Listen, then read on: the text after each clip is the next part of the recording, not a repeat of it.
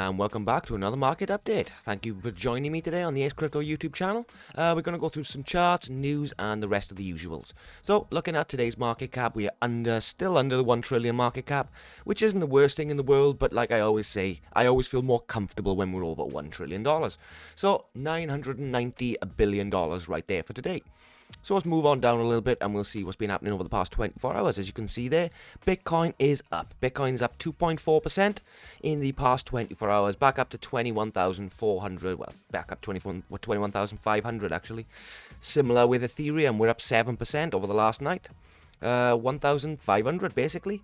So this has been an interesting couple of hours actually. So if we go to crypto bubbles, I can show you why. So ETC right there, Ethereum Classic. So this has been pumping, as you can see, over the past 24 hours. We've had some good returns on this one, 13% on the day. This was mainly due to Vitalik Buterin, who was the founder of Ethereum, basically was put out an article saying that Ethereum Classic was quite valuable and quite a valuable asset. So this is why the price of Ethereum Classic has pumped just a little bit. As you can see there, $27. This is not me telling you to buy it, by the way. This is just me telling you what is happening in the news. So looking around, we can see that Quant is pumping right there. As we all know, Quant is doing very, very well in this bear market. Ethereum's pumping 7%, as we just went through. LDO Finance, LDO DAO. So this has been pumping quite a lot recently over the past couple of days. It's mainly due to the partnerships. Something about the Dragon Chain or something. They've got a nice partnership going on with them, so that's pumping them through the roof. I am a little dubious on DeFi protocols at the moment. DeFi has its place, but I don't think it's in a bear market personally. But, you know, make your own decisions on that one, guys. So looking around, we can see a pretty green day along the board. This is the week, as we can see. Oh, this is market cap. Sorry, tell a lie. Let's do the week quickly. So as you can see there, the week hasn't been very strong, but Ethereum Classic seems to be doing the best out of most. Trust Wallet seems to be doing well as well. I'm not too sure why. I don't know what's happening with Trust Wallet recently, but it can be a very useful tool. I'm pretty sure Trust Wallet is non-KYC. So let's jump back into some price action. Just a second. Moving on down, we can see Solana $37 there. So Solana hasn't been doing very well the past couple of weeks. You know, as we can see, over the last 7 days, we are down nearly 20%, or at least 18%. So Solana hasn't been doing the best recently, and we've got a bit of news on Solana to go through later. So Matic, for Matic, I think a buying opportunity is going to be about 50 cents on that one. Matic is going to do some brilliant things in the future with their ZK rollups and the Disney collaboration, the Ethereum layer 2. You know, it's doing work. It's doing work. So scrolling on down, what else have we got going on? So Chainlink, I would be waiting for a little bit of a lower price, $4 or $5, but not going to make much of a difference on that one. Very bullish on the FTX token, like I said. Not so much on Cosmos anymore. I used to be a little bit, no, not Cosmos, sorry, Crow. Forget that, Crow, I meant Crow. So, yep, I'm more bullish on FTX than I am Crow because FTX are putting their money in the right places. Crypto.com are putting it on Formula 1 cars and Matt Damon. So, this is why I'm more bullish on FTX. Stellar Lumens, again, very bullish on Stellar. Jesus, this computer sometimes is telling. So very bullish on Stellar Lumens. I like what it can do essentially. You know, it's going to be not cross-border like XRP. It's going to be more of the PayPal situation. You know, sending money between you, your friends, and your family, etc. Algorand, very bullish on as well. Brilliant layer 2 protocol. It does have some ISO 222 dApps being built on it, which is obviously bullish. So I'm very much liking that. VeChain. So VeChain, I've never been massively bullish on, but the more I look into it, the more I see the use of smart contracts for the future, essentially. So I like the idea of the smart contracts on there. ICP, bullish on ICP as well. Hedera HBAR, I am bullish, but I want to see more builders, more developers on the application, on the blockchain, or the hash graph. So I would like to see a bit more from Hedera HBAR in the next couple of months. It worries me that it's not a very strong project that's being pushed a lot, so I would like to see people building on Hedera to see what it's capable of in the future, essentially. So let's jump onto the fear and greed. Obviously, we are pretty similar. Yesterday, we're a bit better because we had a bit more of a pump from yesterday, as you can see with the crypto bubbles. We have had a pump, so whenever there's a pump, we usually have a bit of a better fear and greed index than yesterday. So as you can see, 2 points up. So like I always say, fear and greed is just a guesstimate to obviously gain market sentiment. So market emotion: are people scared? Are people happy? Are people greedy? Are people fearful? So moving on to the Bitcoin chart, as you can see over the last couple of hours, these are our charts, our 1 hour candles, as you can see there. Over the past 24 hours, I'd say we've had a good pump, Nothing major, nothing to really talk about, but obviously we've got the Fed meeting later on this afternoon, which will probably drop this down, I'd imagine, to the support line here, maybe a little higher around about this mark, but I can see this dropping because of the federal meeting. But it's always a funny one with meetings because, when everyone sees interest rates or inflation is stupidly high, then they all tend to panic and then they put their money into better asset classes, which tend to be stuff like cryptocurrencies these days. So, I understand where people are coming from on that one. So we're going to jump on over to some news. This is the site I use for crypto news, Crypto Panic, very, very valuable site. So we're going to jump on over to the first thing, which is quite worrying. I got to be honest, quite worrying. So China and Russia strengthen ties to replace USD with backed gold trade STD. So basically, they're going to create their own, basically a central bank digital currency. It's going to be backed by gold and not just random assets or, trash US dollars. It's actually going to be backed by something, tangible in the real world. It's not only going to be backed by gold, it's apparently going to be backed by precious resources, metals, gold, oils, all these different things. And that is why Russia and China have been buying up gold and precious resources like it is going out of fashion. What have America been doing? Printing more money.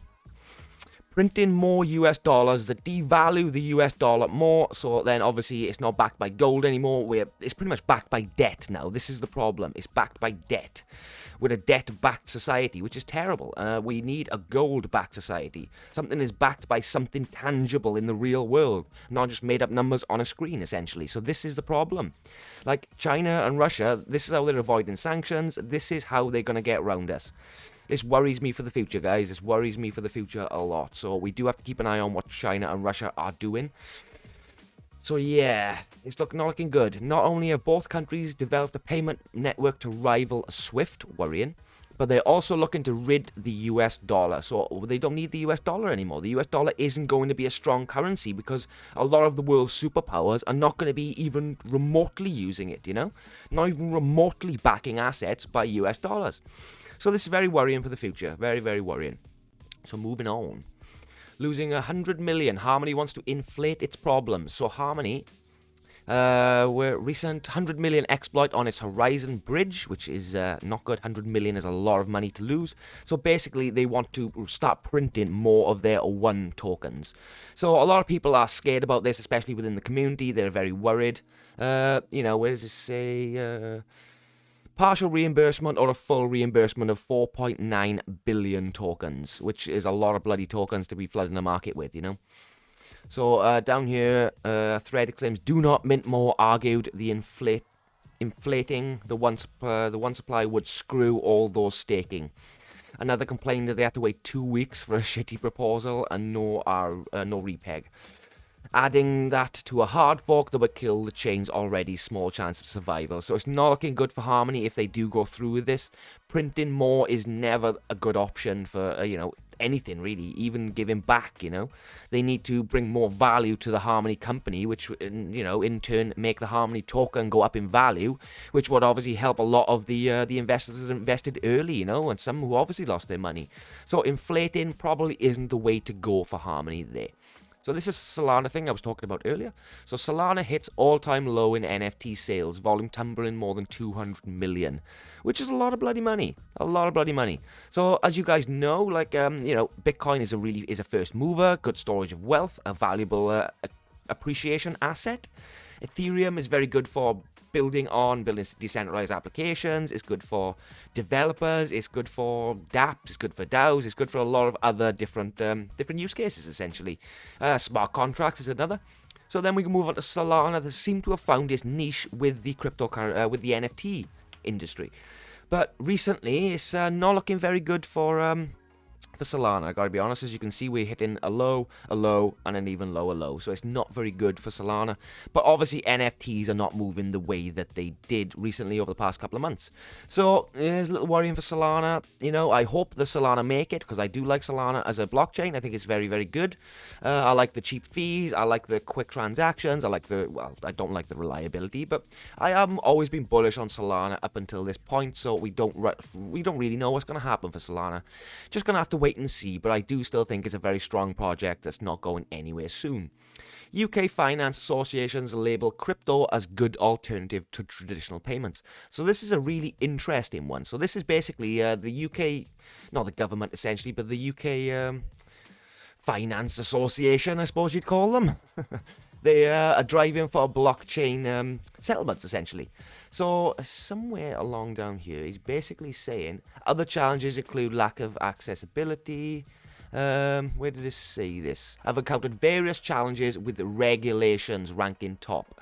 So they want to include blockchain into their industry, implement blockchains into their systems, but can't do because of lack of regulations. So this is the main problem that's stopping everyone from mass adoption at the moment. Because what we need is companies to mass adopt, start making wallets and stuff that are very compatible for the average person. So the average person doesn't actually know that they are using cryptocurrencies to settle payments, essentially. So we're just going to have to wait and see, essentially, because we are in a bit of a funny situation at the moment where we are waiting for regulatory clarity. Ripple is screaming for it, and now Coinbase have actually said, the fact that you are probing us says everything into, what is a security and what is a cryptocurrency or digital asset, whatever you want to call it. So this is the main problem. Hopefully we will have some clarity by December to April next year, roughly. I'm assuming December this year to April next year. I'm roughly assuming. I know that's a big window, but that's roughly my window for when it should end. Moving on, the bank Jamaica has launched its own digital currency, and by digital currency I mean central bank digital currency. So it's launched its own CBDC, Jamdex digital currency. The first 10,000 registered will receive $16 incentive bonus, which is pretty good, Free money is free money, essentially. And obviously we don't live in Jamaica, so I don't think we can actually get in on this and get this free $16.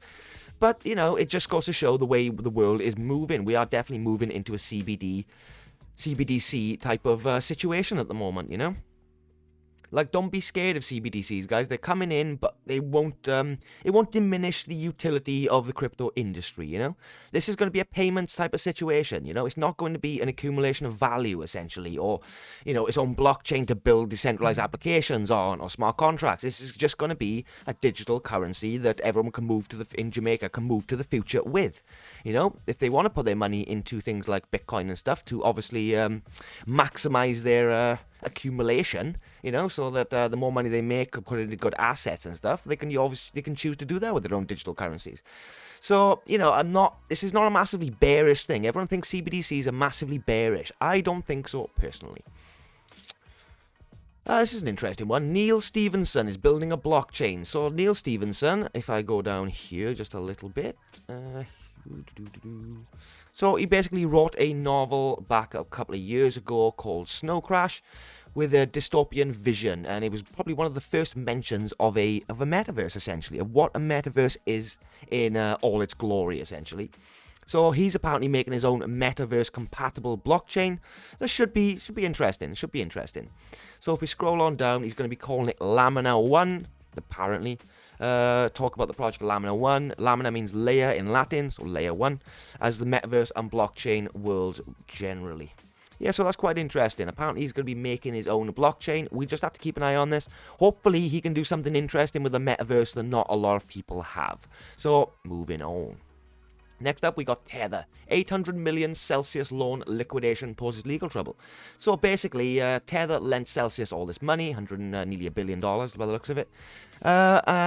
Basically, they went bankrupt or started to go bankrupt. Stablecoin issuer had revealed that it recouped its loan to Celsius by selling the Bitcoin, the embattled firm had pledged as collateral. So basically they said, if anything goes wrong, we do have this Bitcoin you can use as collateral. So then they went, okay, then considering you are gone bankrupt, we're going to sell it. But the problem is now is a lot of umming and ahhing going on as to whether this was the right thing for Tether to actually do. Nobody knows yet. Again, no regulatory clarity, so it's very worrying. I did see an article earlier on about stablecoins saying that they're starting to develop some sort of like regulation for stablecoin, but it's not needed yet, was the exact words that I read. Not needed yet. What does that mean, We need regulation more than we've ever needed anything in the industry ever. In any industry, realistically, So, moving on, we're going to jump on over to Minty Score. Just do a little bit of NFTs, see what's going on with the NFTs. Mutant Musks, by the way, obviously, like I said the other day, we do have... what's going on here? Come on. Yeah, it's not a very good website, actually. It's a good website for finding details, but it's quite slow. Anyway, so yeah, we can see the top 10 there, or the top 5 there. As again, this goes through Twitter followers and Discord members and all this other stuff. So you can actually see if a project is interesting. Let's click on this. I like the artwork. Yep. Are you going to do anything? Yeah, there we go. So if I scroll on down, you can see there.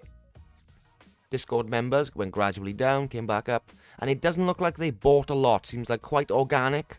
If we have sharp dips and troughs like that, that more indicates some sort of buy-in of followers. They've only got 101,000 followers. Like, not supporting this project in any way. This is just the first one that I obviously pulled up. So yeah, this has been the crypto industry for the past 24 hours, guys. So make sure to like and subscribe and all those other good things. We go live on TikTok pretty much every single day. So if you do want to join me over there and ask any questions, you're more than welcome to. Make sure to join the Twitter and all the other good things.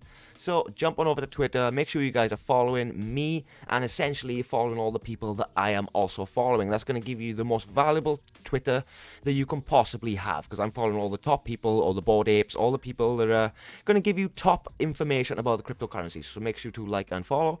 You will find Ace Crypto right there. We are on TikTok and we are on the YouTube. So make sure you are joining on the YouTube as well. So we go pretty much new videos every single day, including shorts as well. So thank you very much for joining me today, guys, and we'll see you in the next one. Thanks.